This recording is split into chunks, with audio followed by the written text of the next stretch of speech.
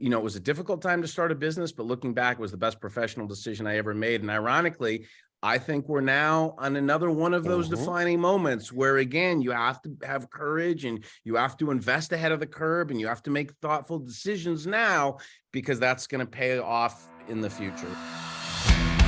Hi, I'm Chris Reynolds, and I'm on a mission to help independent financial advisors build a better business through a remarkable client experience. In this podcast, you're going to learn how to do that from my conversations with the visionaries, the leaders, the independent advisors who are reshaping the future of the financial advice industry. At the end of each episode, you're going to walk away with an actionable idea that you can take and use right now, and it will help you to build a better business today. This is Turning the Page. All right, welcome to our first episode in 2023, and this is going to be a great episode. I'm very excited about today's episode. Today we got our very special guest. We got Ryan Estis, 20 years experience, top performing sales professional leader. Now, I met Ryan a few years ago. We actually had Ryan at our company's national conference. It was great. I became a big fan. I started to follow him on all of his different mediums. And I'm really honored that he's on our podcast today. Give you a little background, and then I'll let him tell his own story. You know, he understands the challenges of businesses and what top performers face on a day-to-day basis. He's been in the shoes. He's done what, all entrepreneurs have done, not only helping companies connect with customers, but he launched his own company. He's just like us. He's an entrepreneur, he launched his own company, and he helps other entrepreneurs do just what we do every day. And I'm looking forward to it. By the way, Ryan was recognized as one of the best keynote speakers ever heard. I thought that was a very impressive accolade that you received. Quite a feat. But one of the things I found out when I was doing a little bit of research is one of the organizations that Ryan actually worked with is actually my son's favorite. You work with the Dallas Cowboys, so we don't have to deal with that, but he's going to be very excited to hear this. Excited to have you on, Ryan. Thank you. Well, thanks, Chris. It's just great to reconnect after a few years and how things have changed in the world we live in. So I really enjoyed my time with you and our team. I think we think a lot alike, and I'm excited to have this conversation about the future. So thanks for having me on. Oh, as I said, I think this is great. I'm a big fan. Why don't we start with this? Why don't you tell your story, Ryan? How'd you get here? How did we end up right here? That would be a great story for everyone to hear.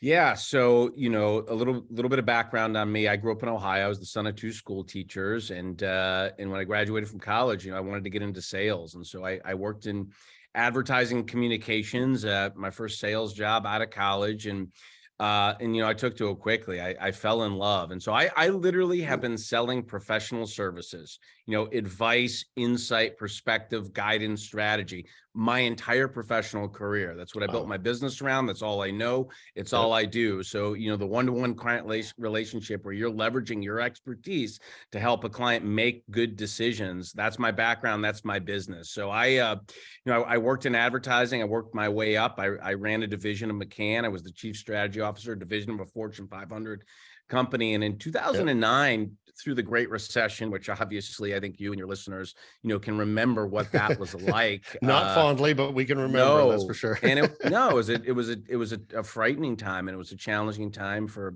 our business, your business. And it was also, I think, a defining moment for me professionally, where I started my business, my entrepreneurial journey in January of 2009. I felt like it was a moment in time. And I think a downturn represents this, where it's the decisions you make and the action you take on the way down really puts you in a position to accelerate momentum on the other side of this. And I wasn't aligned with the decisions the company and our corporation was making. And I thought, you know what, this is my moment. And, it was a difficult time to start a business, but looking back, it was the best professional decision I ever made. And ironically, I think we're now on another one of those defining moments where, again, you have to have courage and you have to invest ahead of the curve and you have to make thoughtful decisions now, because that's going to pay off in the future. And so, those lessons through that experience, I think, really put me in a position to prepare myself for what we're dealing with today. Well, and what we're dealing today is something, it's been a challenging time. gone through a pandemic, which once again, that came out of nowhere. And certainly we had to adjust to a whole new way of working. Right. Then we had what we could almost consider a boom time, and then it came into a crashing halt. And you have all these, factors that are entering into businesses right Correct. now as we speak. So what do you see as the biggest challenges that entrepreneurs have as we go into 2023? I think they're twofold. And I think they're related to the two things you mentioned. So the post-pandemic world of work has been permanently altered. I think we are living through a once in a lifetime opportunity to reimagine and rethink our relationship with work. And, I hear leaders and organizations say, well, as soon as everybody gets back, or we get back to what things were like in 2019, and we're not going back. And I agree. we've evolved our relationship to place and time. And, you hear things like the Great Resignation and quiet quitting. We're reorienting on our relationship to work and what it means in our lives and the purpose behind it. And those are big existential things. But from a practical perspective, as leaders, we have to think and lead differently and meet people in this moment. So I think that's one challenge for entrepreneurs, is evolving our leadership capability and competency during this moment in time. The second one is, the uncertainty in the economy. You Right. mentioned there was this little bit of boom, right? A Yeah. lot of capital infusion into the A marketplace. lot of happiness, a lot of fun. Yeah, a lot of happiness. Yeah. It felt good. It felt Yeah. good. And everybody was an investing expert. Yeah. that's exactly right. And everybody became a real estate agent or an investing expert, right? Yeah. And those markets have moved quickly. And so, we're in this other moment now where, I think we have to sort of be disciplined and diligent. And I'll share this personally. And to your point, I run a small business. I told my team, I said, there's opportunity amid challenge. I'm not participating in this recession. I'm going to grow through it. And I think that opportunity exists, but you have to be strategic. You have to be thoughtful. You have to be disciplined. And crisis creates opportunity. I think we saw that out in 2009. And I think we'll see it again now. Well, I think really what it comes down to is you got to make some strategic choices, right? You got to be Exactly right. incredibly focused now. When boom times, you can be a little bit sloppier, you can be a little bit, on the edge, but it really requires you to tighten your ship down, for lack of a better term. You really got to be where are the things that I can create the most value. And I like how you put it, and I'm going to expand upon it, is preparing for impact. And when we look at 2023, so what does impact mean as you've defined it? And as I said, I've certainly, followed your work. How would you describe to our listeners what impact is and what you should prepare to have it as, again, I guess, a catalyst to momentum? Yeah, I think there's two sides of the coin. So I think impact very much is about outcomes, and it's the outcomes you create professionally. And I think that certainly starts with your team and then extends to your clients. But I also think impact is personal. It's about fulfillment. I think success without fulfillment is the ultimate failure. And so to me, part of this journey and being an entrepreneur, and I think I know this aligns and resonates with you, is, you want to leave things a little bit better than you found it. And I think we're both in fortunate to be in positions where our work really has an impact on the lives of the people that we're supporting and serving. And so to me, that's meaningful. It was part of the reason I exited out of advertising and I moved into, professional growth and development. So I want to leave the business, my team, my company, and the people that I touch and work with a little bit better than I found them. And, that to me is time well spent and a life lived well. And I think that's what impact's all about. Yeah, I love it. I love how you define impact. And it's, as you point out, it's something I think about all the time. It's in fact why I started this podcast, to have an impact on the industry that has been very good to me, to an economy that has been very good to me. So let's sort of go into some key areas, because I know these are some of your favorites, my favorites as well. We share this common passion. As we prepare for this year, there's really three areas that, we were talking about that you should really prepare for. One is the client experience. As you define it and as I define it, where I think we're from the same school, that is your brand. Your brand is what clients think about you. It's the experience. And maybe you can share some examples of where that has really been impactful for certain entrepreneurs. Yeah, so we do think about it the same way. Your brand is no longer what you say it is. It's what everybody says it is, and your clients are the stewards of that experience. And when you look at brand and the impact it can have on sort of the bottom line of a business, and I'll give you a beautiful example of this, and I think it's one that at least is near and dear to your son's heart, and that's the Dallas Cowboys. Right. And so you think about brand experience, they really have evolved their business model from a traditional football franchise into a technology and entertainment business. It's 365 days, 7-day-a-week access, and they've been able to very effectively monetize and digitize that experience through technology, through their practice facility, through partnerships. I mean, they have one of the most heavily tracked fitness centers, Cowboys Fit. They have a social club now. They have a co-working space. They have a partnership with Omni Hotels. They're in the restaurant business. They're in the retail business. So when you think about the evolution from game day on Sunday and what that's meant for revenue and sponsorships, now here's the outcome of that. Here's the impact of that from a entrepreneurship perspective. Jerry Jones bought that franchise in the late 80s for about $189 million. Right. Today, they're the first franchise in the history of sport to be valued at over $8 billion. Wow. That's Now, a good return on investment. Good return on investment. And I really think the obsession with he is obsessed as an entrepreneur with client experience, the same way that I need to be, the same way that I know you are. And I think particularly in the advice business and particularly financial services, there is an opportunity to create depth and breadth in that client experience because clients are expecting more. Our experience as consumers is shaping our experience of everything. Right. And I think in this post-COVID world, customers are in a place where they expect more. To the degree that you can deliver on that and differentiate from simply just an account managed perspective or a standard practice, you have an opportunity to grow. Absolutely, which actually rolls into the other key area, which is, and I love one of your talks is passion on purpose. Right.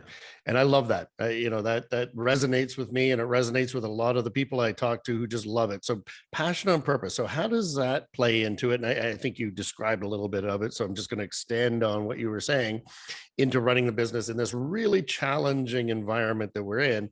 How does that passion sort of lead you? Is that the sort of North Star? I think it is the North Star, and I think that's really, really important today. This whole idea of impact and purpose, it matters now more than it ever has before because people are drawn to it. And I think, through COVID, the pandemic, we sort of evaluated, bigger questions. There's this little bit of an existential crisis. What am I doing with my time? Does it matter? Am I having an impact? Does this align with my values? And so this idea of passion on purpose, it really is sort of putting people first and then making sure that, the performance and profitability follow. And leaders have to have a vision and they have to have direction about where they're taking the business in order to, recruit other people to follow. And I think that sort of visionary, purpose-driven business really is a way to inspire emotional commitment and investment from your team.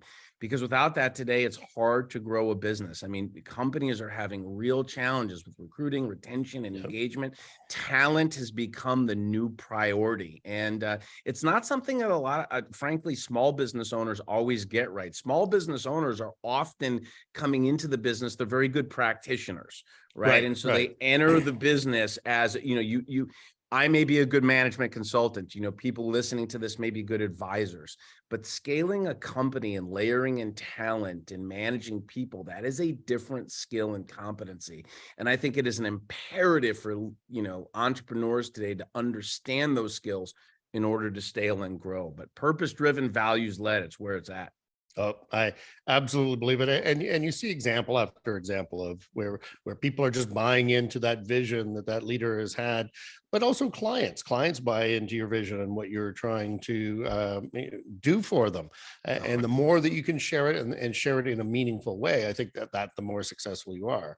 And it comes back to the third thing, which is again in challenging times. And I love how you phrased it, is unleash your inner superhero. I love that. More on I take it as more of on the personal side, but I'm sure it applies to business. But to your point, this is a time where we reflect. Like, this is the beginning of the year. We're looking into 2023. How are we as individuals going to unleash our inner superhero? And maybe you can expand upon that.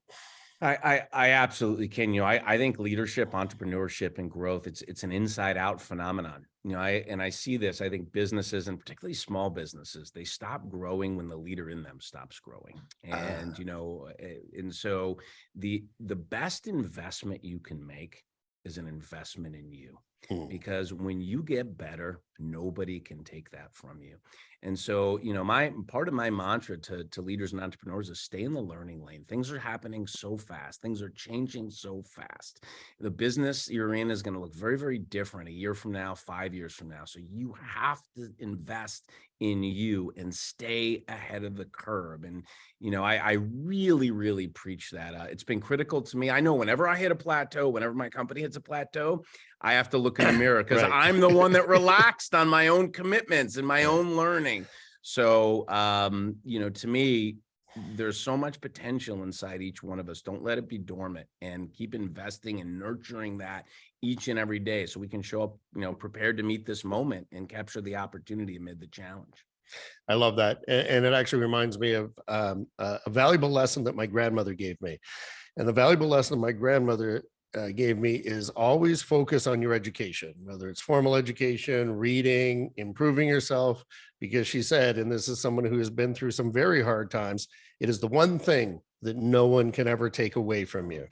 They can take everything from you. They can take your money, they can take your job, they can even take your freedom, but they cannot take your education. They cannot take what you've invested into yourself. So I think that what you're saying is that unleashing that inner superhero, that goes right to my grandmother's mantra there. It sure does. And I think she's very, very wise. And I actually think that advice is probably even more true today than it's ever been, because the world is just shifting so fast. A mentor of mine, one of my first teachers, a great, great man by the name of Jim Rohn, he used to have this sort of philosophy. And Jim. I know Jim. He said, yeah, I said, so, don't wish it was easier, wish you were better.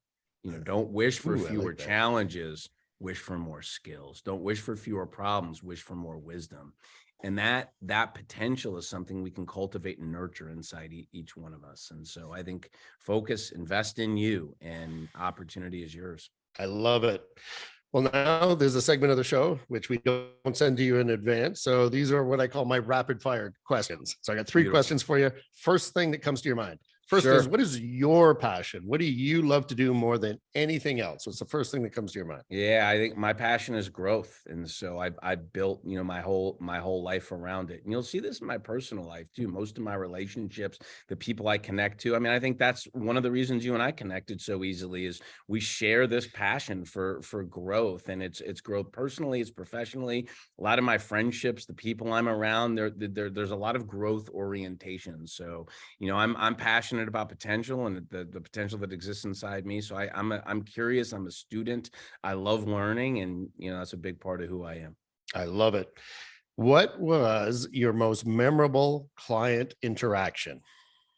I had a real memorable client interaction just on the other side of COVID. It was it was an association. And what was memorable about it was I got to give a keynote presentation right behind Magic Johnson. And so for, Magic Johnson to be the setup guy, for me, and I'm a big basketball guy, he was a hero of mine. So, that was a day at work. We had about 3,000 people. And I asked the organizer, I said, wait, do you have the order wrong? Shouldn't I be going first? They're like, no, we're going to have Magic go with it. You're going to go. And I said, wow, this is going to be something. But he was great, and the audience was great. And it was a day at work in my life that I'll never forget. I love it. I love it. And the last one is, how do you want to be remembered?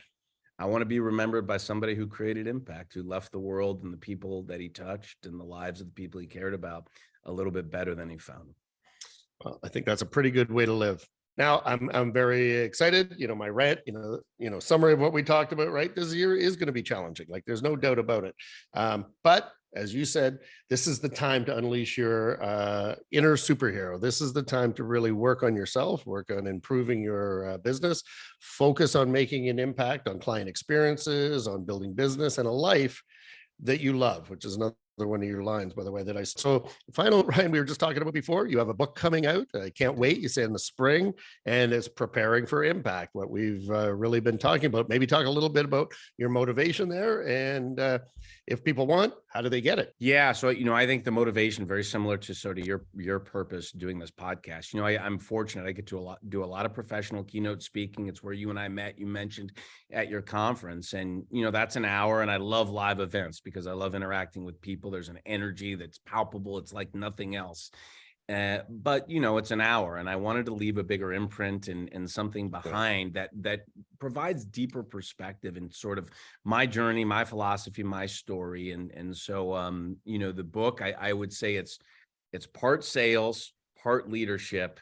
And I think there's a beautiful sort of personal growth trajectory and story intertwined in the entire book. And so I hope it gives people some practical advice that they use in their business, but I also hope it inspires people to ask bigger questions, not only about how they're succeeding at work and in business, but, the impact that they're going to have in totality throughout their life experience. And so I'm proud of it. I'm excited for it to come out. And yeah, this spring, and we publish every Sunday. We publish a Prepare for Impact newsletter. So anybody that wants a copy of that, they can just go to ryanestes.com, drop in their email. It's free. And we'd love to have more people along for the ride. So perfect. And I can say, as a consumer of this newsletter, it is an excellent way to start your week. I usually read it, and that's something I think about during the week. So you've been a big help to me, Ryan, and you've now been a big help to all the listeners of this podcast. So thank you very much for being part of it, sharing your wisdom, and I know people appreciate it.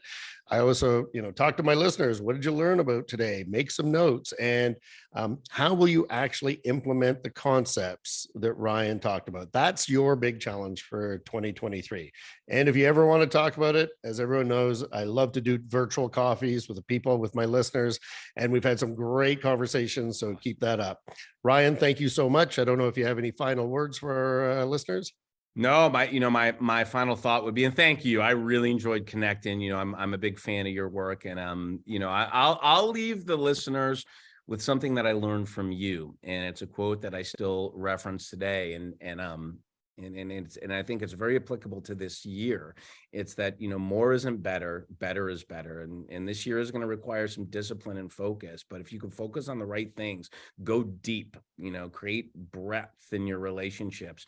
I think we're going to be able to move through this thing in a way that, positions us for success on the other side. So thanks for that wisdom, Chris. And it's great to be with you today. Thank you. Thank you, Ryan. And we'll look forward to the rest of the podcast this year. Thanks for joining me on Turning the Page. What did you learn from today's episode? If you follow me on LinkedIn, please drop me a comment there. I'd love to chat with you about it over virtual coffee. Send me a message on LinkedIn, or you can do so at our website. The link's in the show notes. I'm Chris Reynolds, and until next time.